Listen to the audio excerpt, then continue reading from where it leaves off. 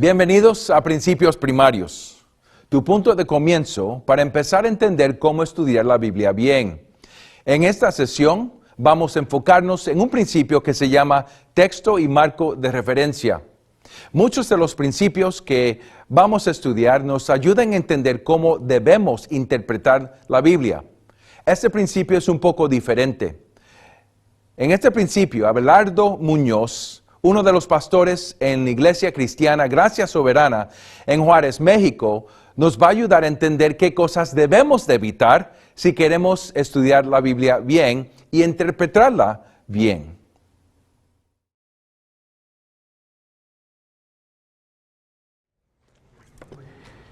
Estoy seguro que todos los que tenemos ya varios años de casados y los solteros ahí me van a tener que esperar un tiempo para darse más cuenta de esto, pero estoy seguro que todos los casados ya nos percatamos de que la manera en la que fuimos criados ha tenido una gran influencia en nuestro matrimonio, o sobre todo la tuvo al principio, ¿verdad? Y son muchos los factores que influyen. Si tuvimos cariño, afecto, aceptación, la provisión material, si en nuestra familia se le daba mucho énfasis al dinero o al ahorro, si se resaltaban las reuniones familiares o no, todo eso tiene una influencia a veces sin que nos demos cuenta en cómo nosotros nos conducimos en nuestro propio matrimonio. Algo similar sucede con nuestra lectura de la Biblia. Porque ya sea que nos percatemos de ello o no, el conjunto de nuestras vivencias, nuestras experiencias, nuestra cultura, nuestra educación, nuestra formación, nuestra postura teológica o política o a veces hasta la postura ideológica, todo eso contribuye a formar lo que conocemos como marcos de referencia. Y ahorita les voy a explicar qué son. Y esos marcos de referencia ejercen una fuerte influencia en la manera en la que leemos y en la que interpretamos la Biblia. Por ejemplo, yo crecí en un hogar donde mi papá era uno de 2 doctores que había en el pueblo. Nada más había 2 doctores. Y se la pasaba ocupado, pobre, no descansaba ni de noche. ¿Saben qué es lo que más recuerdo de mis noches de infancia? Como por 15 años, que casi todas las noches llegaban a despertar a mi papá para llevarlo a atender a algún herido. Y casi nunca estaba en la casa, el pobre, trabajando toda la vida. Y la que estuvo fue mi madre, y es una mujer muy trabajadora, muy recta, muy cumplidora de su deber, pero no muestra mucho afecto físico ni verbal. Cuando yo empecé a leer la Biblia, que el Señor me convirtió, mi tendencia fue enfatizar más los pasajes que hablaban de cumplir, de obedecer, de seguir lo que Cristo nos decía. Y no le daba tanta importancia a los aspectos de la gracia, del afecto, de la ternura, porque así fui creado. Y estoy seguro que todos ustedes, cuando empezaron a leer la Biblia y hasta en la actualidad, la leemos y sin darnos cuenta somos influenciados por marcos de referencia que ya traemos. Y esos marcos de referencia son ideas preconcebidas, son inclinaciones, son preferencias, son tendencias que todos tenemos en diferentes áreas y de eso vamos a hablar a continuación. Esta sesión, déjenme aclararles, no es un principio o una herramienta bíblica, es más bien una convicción bíblica, como la del día de ayer que nos dio Carlos, la primera de permanecer en la línea, es una convicción que debemos tener.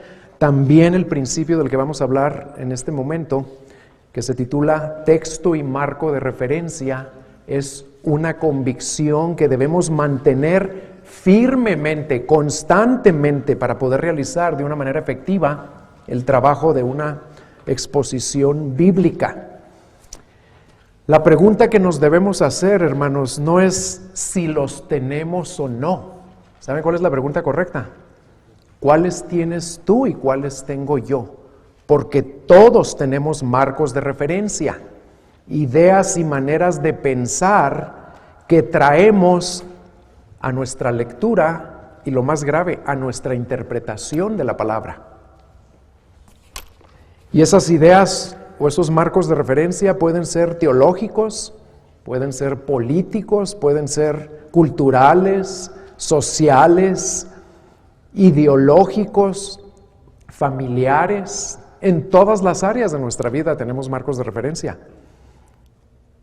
¿Y saben qué sucede? Que salen a relucir cada vez que nos sentamos a estudiar el texto bíblico. Algunos marcos de referencia pueden ser útiles y nos van a ayudar en nuestro estudio de la palabra, pero otros son muy, muy peligrosos, porque en lugar de ayudarnos, nos desvían de llegar a lo que sabemos que debemos llegar, al significado para la audiencia original. Y para poder encontrar ese significado de un texto, siempre debemos tener presente lo que constituye el principio de esta lección, que es el siguiente: debemos dejar que la Biblia defina nuestros marcos de referencia y nunca permitir que nuestros marcos de referencia definan nuestra interpretación de la Biblia. Y ese principio lo podemos ilustrar de la siguiente manera. Aquí tenemos marcos de referencia muy grandes y cuando nos dejamos influenciar por ellos, ellos van a definir y van a tener autoridad sobre el texto. El texto se quedó pequeñito. ¿Por qué? Porque yo saqué de la Biblia lo que mis marcos de referencia me hicieron que sacara de la Biblia, no lo que el texto tiene. Y cuando dejamos que el texto reine, que es lo que debe suceder siempre, es cuando el texto es el que gobierna a nuestros marcos de referencia. Que se fijan que no los borré por completo, porque no los podemos eliminar, ahí los tenemos siempre, pero no deben gobernar al texto. Lo que este principio nos está enseñando es que el texto es rey, el texto es soberano, y todos tenemos una tentación o una tendencia a querer gobernar sobre el texto. Y siempre que ejercemos una influencia inapropiada, indebida sobre el texto, ya hemos caído en la trampa de ignorarlo, de torcerlo o de diluirlo para hacer que el texto diga lo que nosotros queremos que diga. Siempre que permitimos que esto suceda, vamos a distorsionar la palabra de Dios. El texto siempre es soberano y nuestros marcos de referencia siempre deben ser maleables, hermanos. Maleables quiere decir flexibles, sujetos a ser modificados, porque no fueron inspirados, ¿verdad? Y el texto sí fue inspirado. El doctor Albert Mohler, el presidente del Seminario Teológico Bautista del Sur, dijo lo siguiente hablando de este tema, dijo: la predicación no es un acto de arrogancia, en absoluto, sino antes bien de humildad. La verdadera predicación nunca es una exhibición de la brillantez o inteligencia del predicador, sino una exposición de la sabiduría y el poder de Dios. Sin embargo, agrega Mohler, esta clase de humildad es posible solo cuando el predicador se sujeta al texto de la Escritura. Como predicadores de la palabra de Dios, no osemos confundir nuestra propia autoridad con la del texto bíblico. Hacerlo sería un acto de completa arrogancia. Y ninguno de nosotros quisiera que se nos catalogara como personas que cada vez que nos subimos a predicar, lo que damos lo que proyectamos y lo que la gente percibe sean actos de arrogancia. Qué terrible sería eso, cuando en realidad estamos ahí para llevar a cabo un acto de humildad, que es someternos a la palabra de Dios y comunicar lo que Dios ya nos dejó ahí en su texto. ¿Cuáles creen ustedes que pudieran ser algunos de los marcos de referencia más comunes que influyen en nuestra lectura y en nuestra interpretación de la Escritura? Denme algunos ejemplos, porque abundan y todos los tenemos. A ver, ¿quién ¿Quién se anima a dar uno? Esos serían los teológicos. ¿Cuál otro? Políticos. Ujú. Justicia social. Ujú. Morales.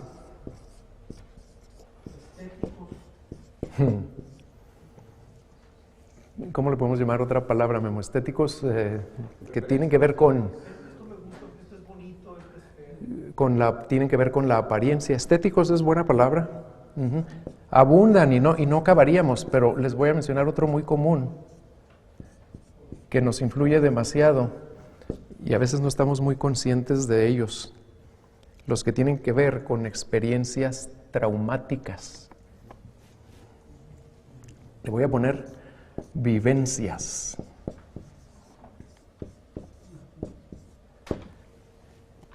Y fíjense cómo todos esos nos pueden llevar a enfatizar un aspecto de algún texto y desestimar o subestimar otro aspecto que también se menciona en el texto.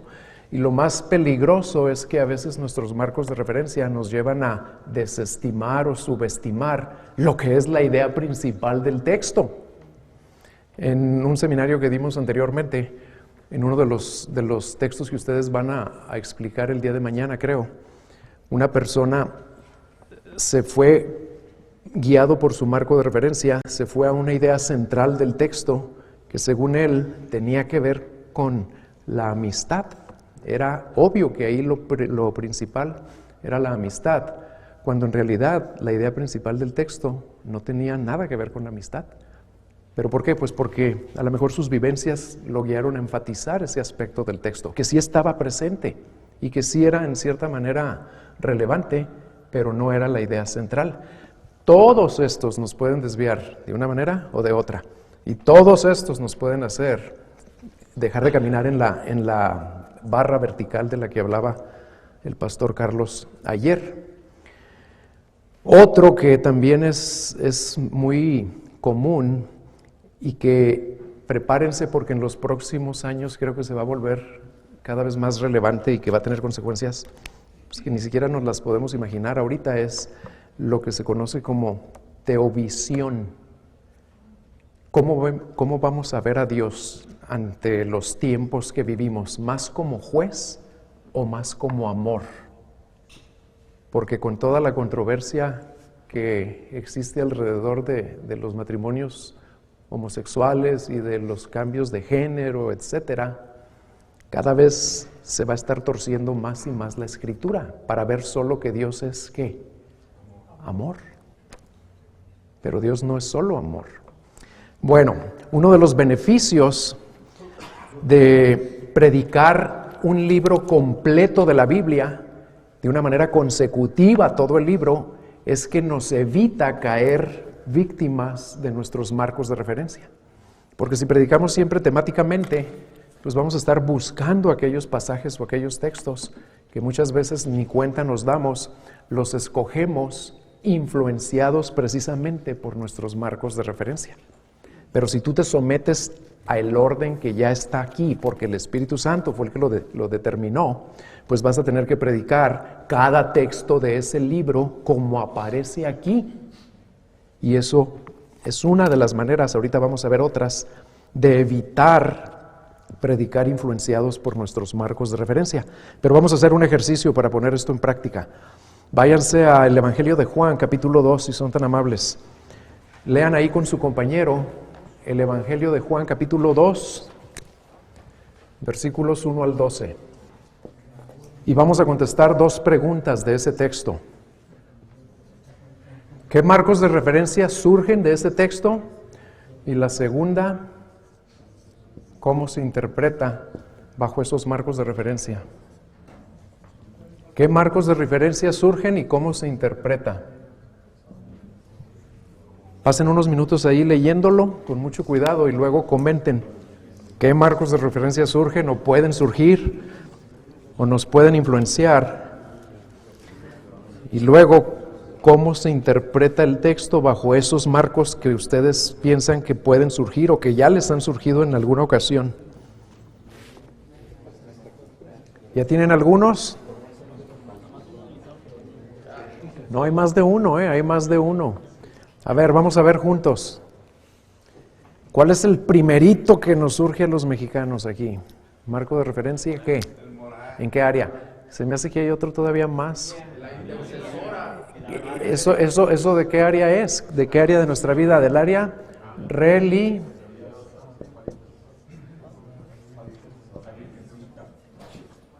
El primero que surge es el religioso. ¿Por qué? Pues porque vivimos en esta cultura. ¿Y qué les dije que son los marcos de referencia? Ideas, maneras de pensar que ya traemos al venir a estudiar la Biblia. ¿Por qué? Como resultado de nuestras vivencias, experiencias, formación, crianza. Y si somos latinos, hasta en El Salvador también tienen allá su equivalente a esto. ¿Y cómo lo interpreta la gente que se deja llevar por este marco religioso? ¿Cómo interpreta ese texto? ¿Qué dijiste ahorita, Roberto? Que es la intercesora, que no ven ahí que ella puede interceder por... Exactamente. Este es el marco de referencia y la interpretación a la que nos lleva es a que puede haber otro intercesor o otra.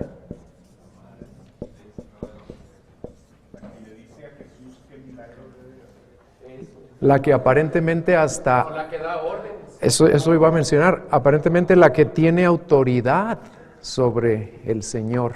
Eso es muy común. ¿Cuál otro? Leyendo todo el texto, ¿cuál otro marco de referencia surge? Vivencias o moralistas. Moralista, vivencias, ¿en qué sentido, Quique? Tal vez alguien tuvo un padre alcohólico, un pasado alcohólico y por eso tomar como pretexto y empezó a comerse el agua en vino.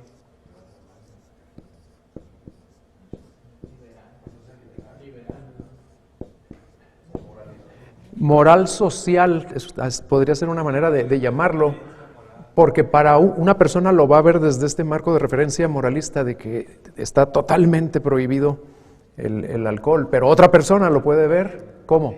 Al contrario, que en el sentido de que si Jesús les dio a beber vino cuando ya habían tomado bastante, justifica para muchas personas por un marco de referencia que ya traen muy arraigado, que podemos ser sumamente liberales y no tener ningún pendiente por tomar grandes cantidades de vino. Exactamente, ese es muy posible que surja. Y ahí como que no quedaría esa advertencia que sale en nuestros comerciales, ¿verdad? Evite el exceso. Todo con medida, como que el Señor se los dio y sin medida. ¿Y a qué interpretación nos puede llevar verlo desde esa perspectiva? Nos puede llevar la interpretación de que es siempre permitido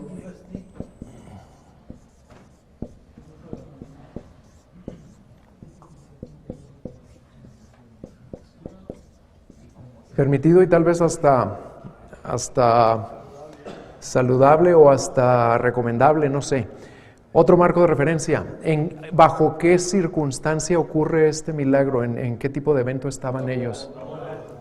Entonces aquí ya estamos en algo también social, pero en el aspecto matrimonial, cultura, matrimonio. Matrimonial, vamos a llamarle a ese. ¿Y a qué interpretación nos puede llevar? A que Jesús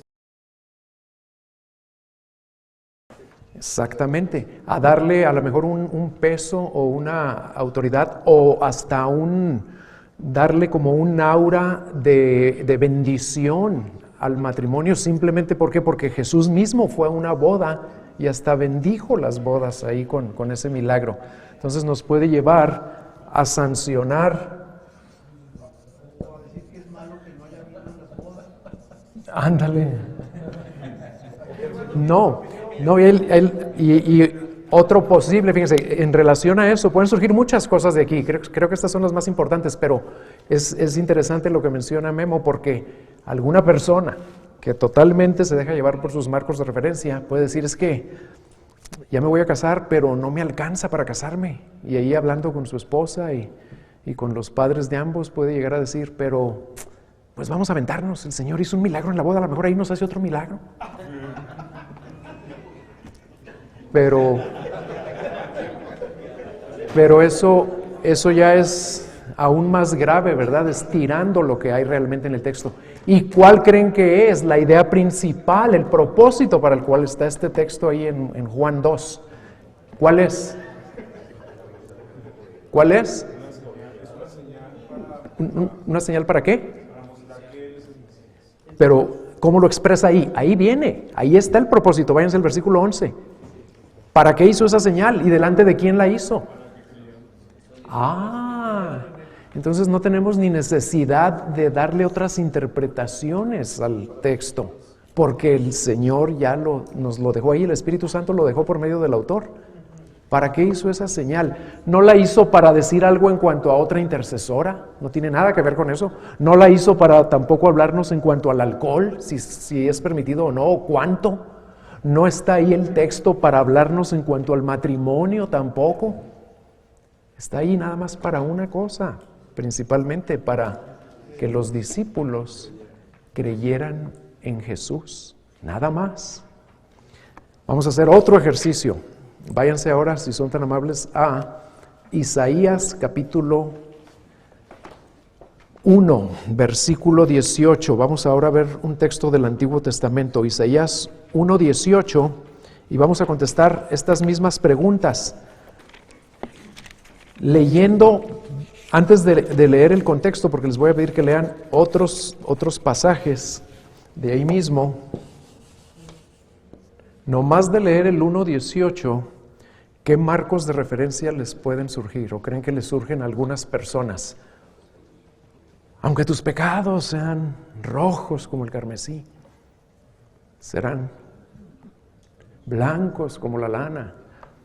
Como que hay un énfasis en el contraste. No importa lo que hayas hecho, ¿qué va a pasar? Van a ser lavados.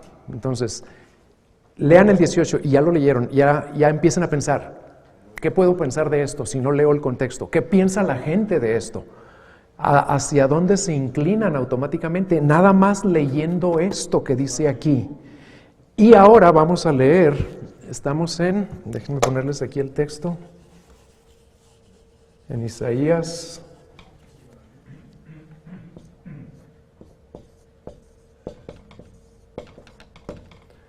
1:18.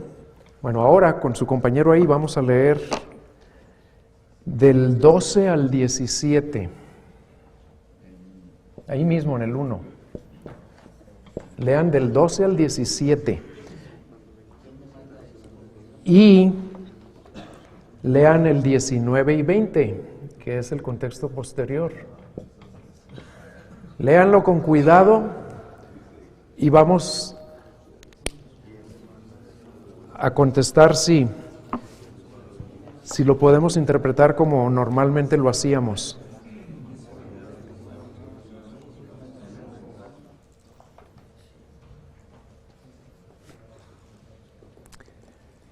¿Listos? Vamos viendo. Creo que ¿cuál creen que sería un marco de referencia muy común que surge aquí de inmediato? Que basta con convenir. Basta convenir delante de Él y todos tus pecados serán limpiados. Y eso se lo diríamos con otras palabras tal vez, pero eso se lo diríamos ¿a quién? A un inconverso. Entonces estamos hablando de algo evangelístico.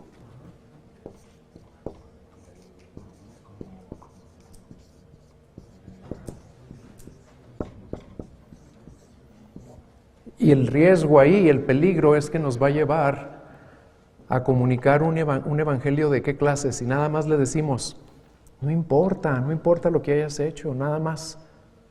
¿Pide qué? Generalmente le decimos, pide perdón. Es fácil llegar a esa conclusión de ese texto, ¿verdad? Porque Isaías 1:18 solo, si no tomamos en cuenta el contexto, suena muy tajante, suena muy definitivo, suena muy claro y contundente.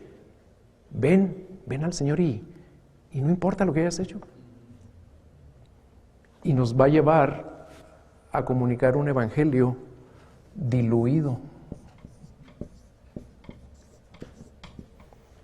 Un evangelio que en Estados Unidos le llaman, está basado en una gracia barata o en creer, un creer fácil.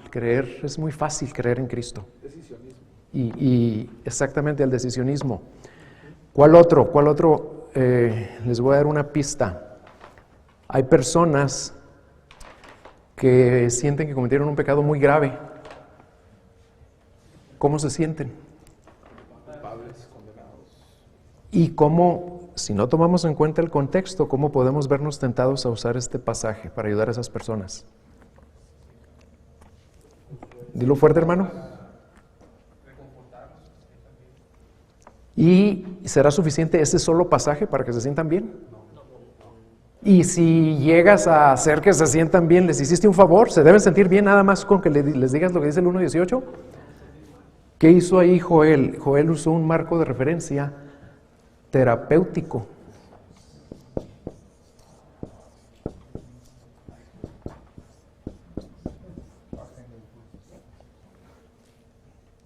¿Y a qué te lleva?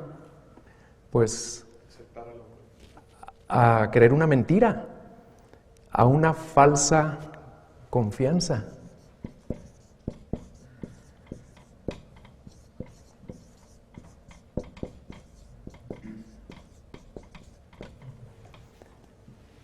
Ahora vamos leyendo juntos en los versículos 13 y 14. ¿Qué es lo que más los impacta de esos dos versículos? ¿Qué enfatiza ahí Dios acerca del pueblo de Israel?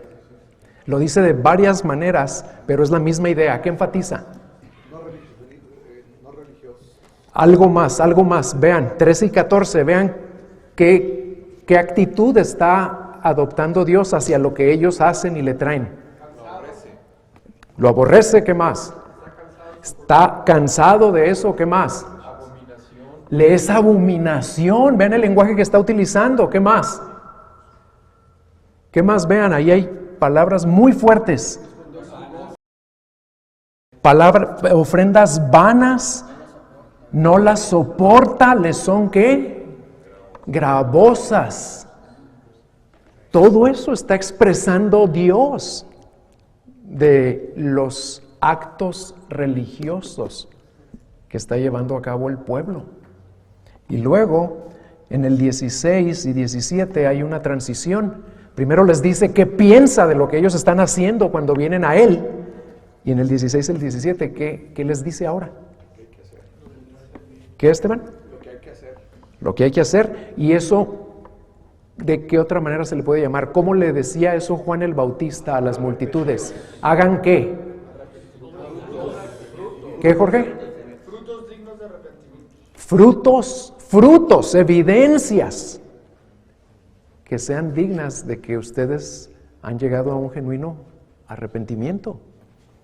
Entonces, ya tomando todo eso en cuenta, ¿de qué se trata el pasaje? Se trata de que Dios nos perdona todo, no importa qué haya sido, nomás con que vengamos y le pidamos perdón.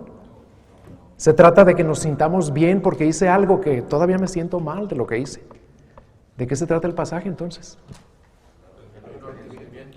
Del genuino arrepentimiento que no tiene nada que ver con qué. Los primeros versículos, que es lo que aborrece Dios, lo tiene harto, está cansado. ¿No se trata de qué? Religiosidad, ritos, actividades, actos externos. ¿De qué se trata el genuino arrepentimiento? ¿De qué?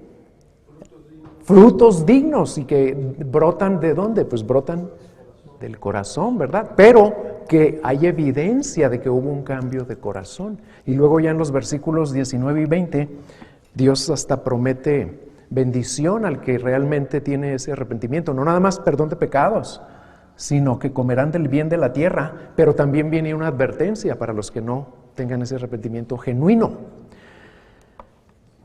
¿Se fijan cómo cambia nuestra interpretación? Si vemos lo que el texto dice y no nos dejamos llevar por nuestros marcos de referencia. Vamos a ver algunos consejos prácticos ahora que nos pueden ayudar a evitar dejarnos arrastrar por esos marcos de referencia. ¿Quién me puede dar alguna idea con todo lo que hemos visto hasta ahorita, lo que han aprendido no nada más en esta lección, sino ahí en sus grupos, porque estoy seguro que esto ya salió en sus grupos? ¿Qué consejos prácticos podemos enumerar aquí para no caer en los marcos de referencia? A ver, ¿alguno? No tomar un solo versículo, sino leer todo lo anterior y lo posterior. Contexto. Muy importante es, Elías. Y de hecho, esa va a ser una de las sesiones mañana que vamos a aprender también. ¿Qué otra cosa podemos aprender de esto? Estar conscientes que todos tenemos ese tipo de marcos de referencia. Muy bien, eso sabes cómo lo podemos poner. Al estar consciente que todos los tenemos, ¿qué postura necesitamos asumir en el corazón? ¿Una postura de qué? Entonces, si no somos humildes, nos vamos a dejar arrastrar por ellos, porque voy a pensar erróneamente que yo no los tengo, los tienen mis otros colegas pastores. Pero en realidad los tenemos todos. ¿Cuál otro consejo es útil y muy necesario para no dejarnos arrastrar por ellos? ¿Qué hicimos aquí? ¿Qué hicimos? ¿Leímos nada más Isaías 1:18? ¿Qué tuvimos que hacer? El ir acá implica más que trabajo y lectura. Entonces hay que hacer el trabajo. El trabajo arduo, que es el más difícil de hacer. Nos gusta ir a los pasajes que son nuestros favoritos y nos gusta ir a aquellos que creemos que ya manejamos y que ya dominamos, pero a veces no hacemos todo el trabajo y a veces, en lugar de irnos al texto y al contexto inmediato y al contexto del libro y al contexto histórico, ¿saben qué somos tentados a hacer? Y lo digo por experiencia propia, lo reconozco. Voy a leer primero los comentarios, a ver qué me dicen. Y a lo mejor ahí agarro una buena idea y ya tengo mi sermón. O voy a escuchar otro sermón de alguien que es más experimentado que yo. Y también de ahí voy a agarrar buenas ideas. No me lo voy a fusilar totalmente, pero vamos a ver qué dice él. Nunca hagan eso antes de ir ustedes, hermanos, al texto, porque si Dios los llamó a ustedes a predicar la palabra de Dios a su congregación, Dios quiere darles a ustedes, como los pastores que Él designó, el alimento que necesita escuchar su congregación, no el que necesitó escuchar la de Piper o MacArthur o Paul Washer o cualquier otro predicador. Pero tenemos que hacer nuestro trabajo primero. Y es arduo, ya se dieron cuenta en sus grupos pequeños que es un trabajo arduo. ¿Cuál otro consejo pueden mencionar para evitar esto? Recordar la intención del autor y que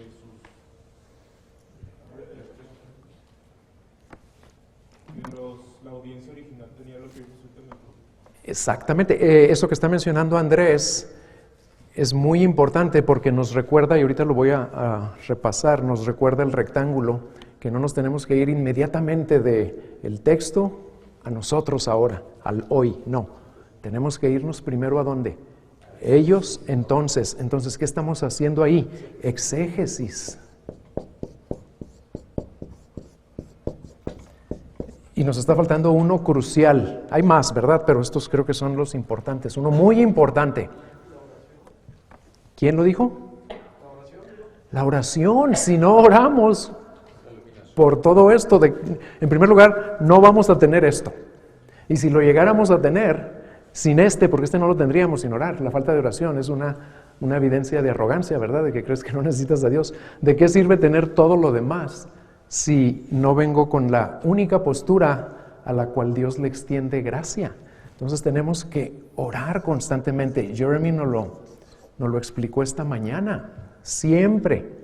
Lo primero que tenemos que hacer para preparar un mensaje es orar, es clamar al Señor, es reconocer nuestra incapacidad, es suplicarle que nos dé la gracia necesaria para llevarlo a cabo.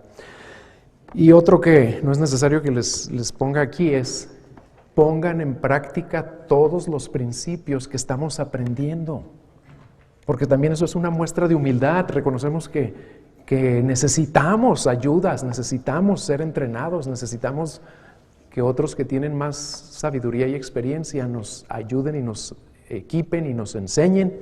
Entonces hay que poner en práctica lo que hemos aprendido, permanecer en la línea, hay que poner en práctica lo del contexto que ya lo dijeron, y mañana vamos a aprender otras herramientas que también debemos utilizar. Cuando predicamos dejándonos influenciar más por nuestros marcos de referencia,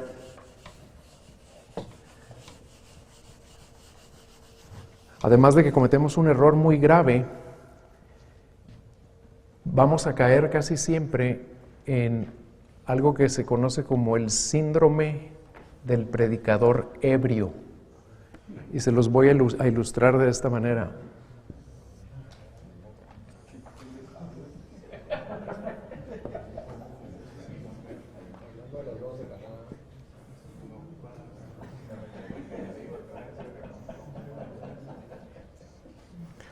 Hablando de las bodas de Caná, exactamente.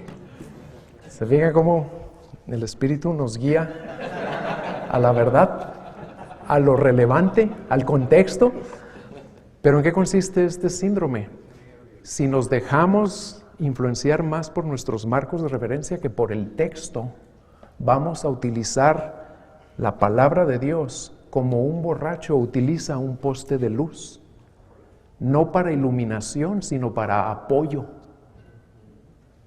Y ese no es el propósito del poste de luz.